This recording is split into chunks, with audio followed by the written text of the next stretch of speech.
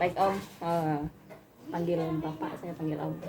Ya panggil terserah aja mana yang enak. Oke, baik. Mungkin panggil Bapak lebih formal ya Pak ya. Iya, makasih. Sebelumnya perkenalkan, nama saya Dini Septiani, saya berumur 28 tahun.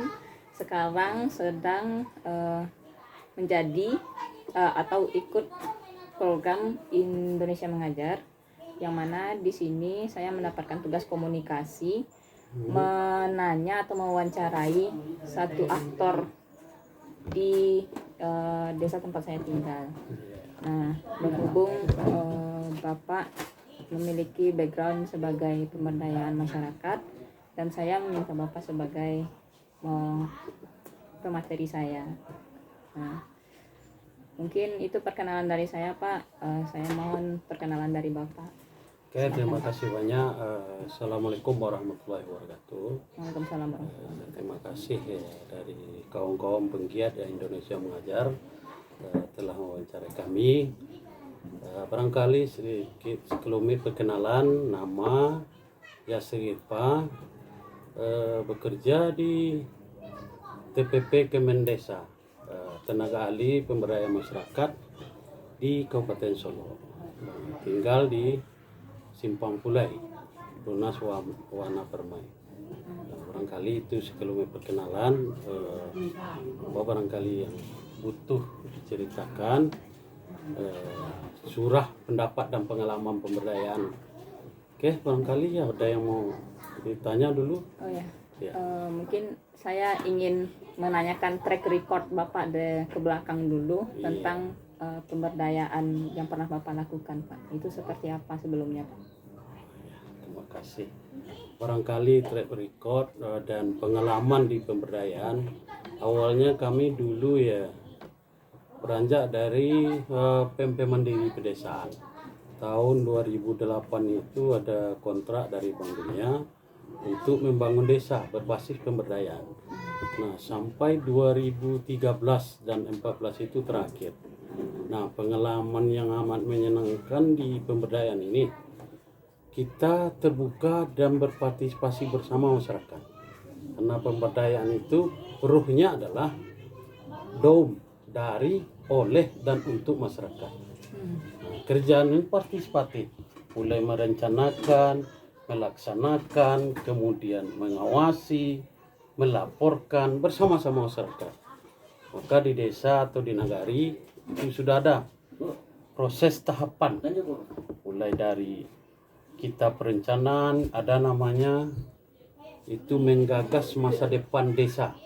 Kalau di Sumatera Barat menggagas masa depan nagari, itu dibungkus di dokumen rencana pembangunan nagari. Nah, di situ lengkap bahwa prinsip dari bottom up. Kalau biasanya kan pembangunan sistemnya top down, dari atas ke bawah. Nah, sekarang pemberdayaan itu dari bawah ke atas bersama-sama. Jadi digabung sehingga terjadi kesatu paduan masyarakat dan pemerintah dan pemangku kebijakan. Baru disokong oleh kawan-kawan yang sudah mempunyai katakan sisa lebih pendapatan, maka menyumbang bersama-sama dengan masyarakat membangun, dibungkus di RPJM desa atau RPJM nagari. Dan nanti secara bersama kita juga menyusun apa sih RKP-nya, rencana kerja pembangunan nagari. Kalau sudah disusun itu partisipatif, masyarakat terlibat, kemudian baru diplot ke anggaran. Nah, di anggaran inilah bersama-sama bahwa untuk tahun 2000, contoh 2002 sekarang sudah ditetapkan APB. Nah, bersama-sama dilaksanakan 2023.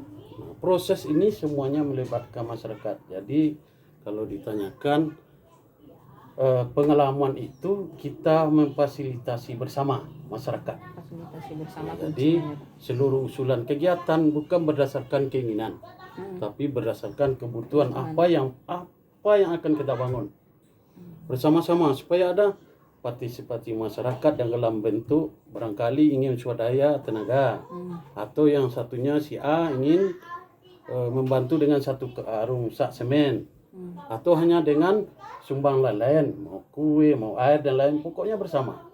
Nah, hal yang paling menyenangkan itulah kita bersama-sama dengan masyarakat.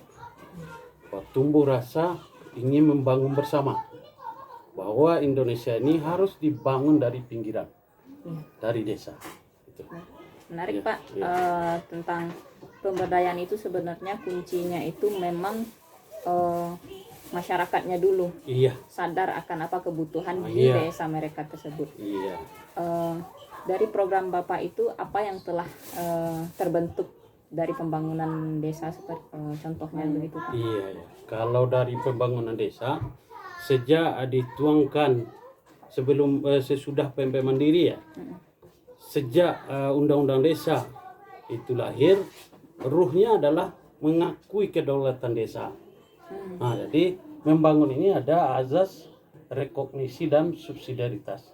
Ada pengakuan hak lokal desa. Jadi kearifan desa itu diakui, dan kita selaku tenaga ahli di Kabupaten Solo itu yang sudah kita lakukan, pertama mendorong tentang aturan daerah. Itu kita dorong dengan peraturan bupati terkait dengan perencanaan pembangunan desa, dan Perbup tentang bagaimana pengelolaan keuangan desa, dan Perbup tentang penanganan stunting. Nah, kita dorong kemudian terkait dengan proses tahapan pelaksanaan. Di situ kita dorong daerah untuk lahir kebijakan mempermudah desa membangun, nagari membangun. Nah, setelah itu di bawah yang telah kita lakukan, kita fasilitasi bersama adalah secara pemberdayaan seluruh pelaku itu terlibat. Pelakunya banyak. Kalau di kabupaten jelas pemerintahan daerah, di kecamatan, dan di desa. Nah, di desa itu pelakunya banyak, ada sampai ke bawah itu namanya tim pelaksana kegiatan. Di situ seluruhnya dari masyarakat. Mereka bersama-sama mengelola, mereka bersama-sama membuat perencanaan nih, sehingga pembangunan itu memang berdasarkan kebutuhan tadi bisa dilaksanakan oleh masyarakat setempat dengan teknologi sederhana. Nah, secara pemberdayaan kita melatih seluruh pelaku di desa. Apa itu yang kita latih? Perangkat desa, dan tokoh masyarakatnya, dan pelaku pembangunannya berbasis masyarakat.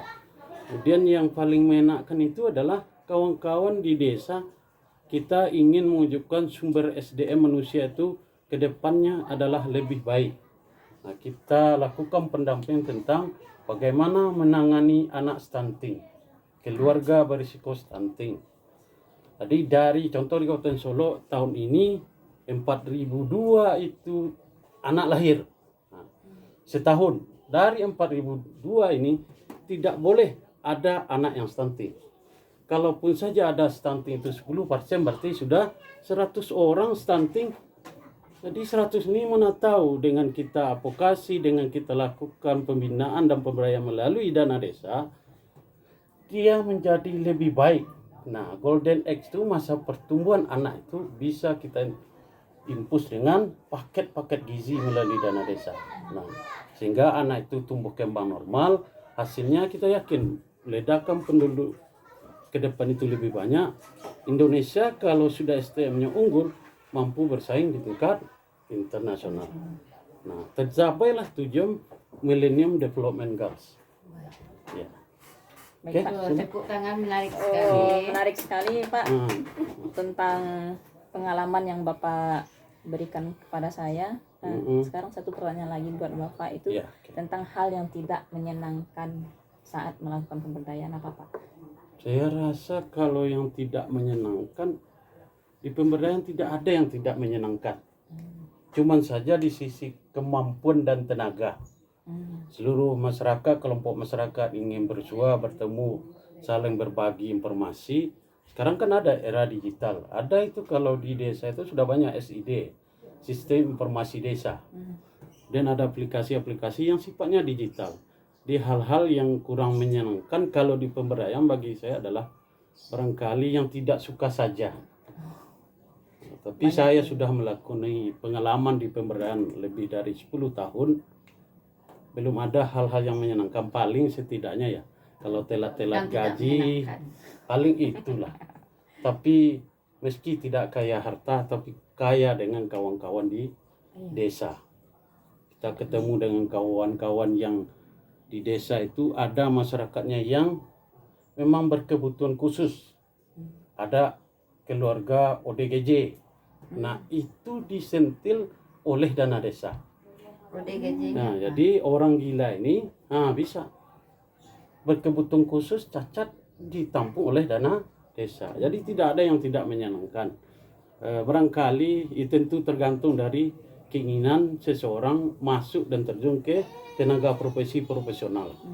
Kalau dia sudah profesional, kita yakin bahwa kawan-kawan pemberdayaan di mana saja berada pasti tulus ikhlas dalam membangun dia. Karena di dalam aliran tubuh dan darahnya itu adalah untuk memberdayakan masyarakat. Sehingga dari tidak tahu menjadi tahu, dari tahu menjadi berbuat. Atau kalau di belajar namanya tidak lagi hanya learning to know, tapi ini learning to be. Belajar untuk menjadi dan berbuat. Oke? Baik, Pak. Mantap. Terima kasih, Pak, untuk pengalaman yang Bapak berikan. Semoga apa yang saya dapatkan dari Bapak juga dapat saya terapkan nanti di lapangan.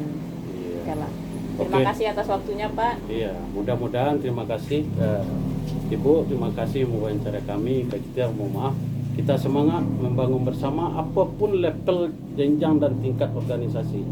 Penting masyarakat terbangun, semuanya menjadi sejahtera. Amin. Assalamualaikum warahmatullahi wabarakatuh. Salam sejahtera, salam stunting. Assalamualaikum warahmatullahi wabarakatuh. Waalaikumsalam warahmatullahi wabarakatuh. Salam stunting.